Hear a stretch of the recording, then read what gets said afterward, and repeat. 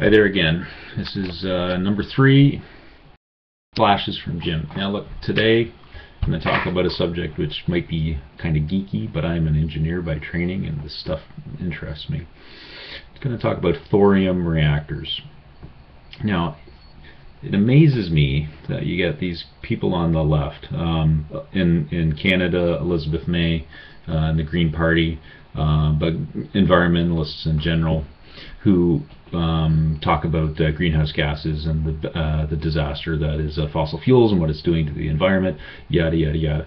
And it's generally these same people who dismiss nuclear energy as being unsafe, unreliable, undesirable, and is to be eliminated.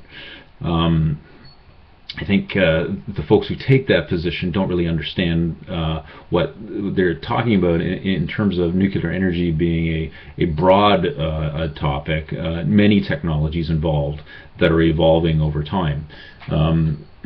Thorium technology is a totally different nuclear fuel cycle than the one which is prevalent, generally around the world. Some large percentage, perhaps 80% or more, are light water fueled reactors.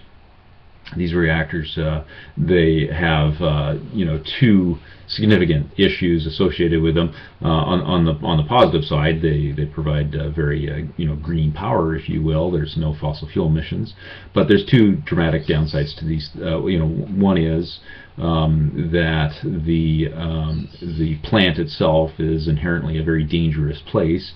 It uses a pressurized reactor vessel.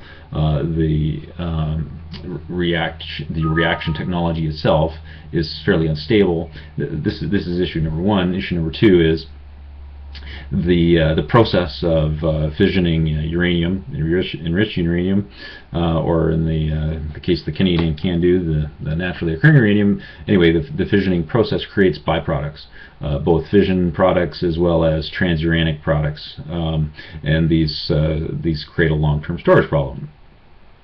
So, kind of what we're stuck with today in terms of the installed base of nuclear technology are plants that have these inherent problems. Back in the day, back when before we kind of developed hundreds upon hundreds of light water fueled reactors around the world, there were different types of reactors, different types of technologies which were experimented with, and a different entire nuclear cycle based upon thorium was tested and successfully tested, and was a very good technology to deploy as an alternative to the existing regime, but essentially for political posturing in the States was shelved by the U.S. government. A thorium cycle is inherently a much safer reactor to build and operate, because it's not a pressurized vessel, decreasing the cost, increasing the safety. The safety systems associated with a thorium reactor are very simple compared to what you need to manage a traditional light water uranium cycle reactor. So number one, it's a cheaper plant. Number two is inherently these are breeder reactors, and so the fission products and more specifically the transuranic waste that's generated in the traditional plant can be burned in the thorium-based reactor and disposed of without having all these egregious half-lives of millions upon millions of years. Yes, it does create waste. Yes, it needs to be managed very carefully. But it is possible to reprocess the wastes from these plants and either burn them in the reactor, or extract them and store them safely. And essentially the fission products, which is what will come out of the thorium plant, and not the transuranics, because these are not a result of the thorium cycle.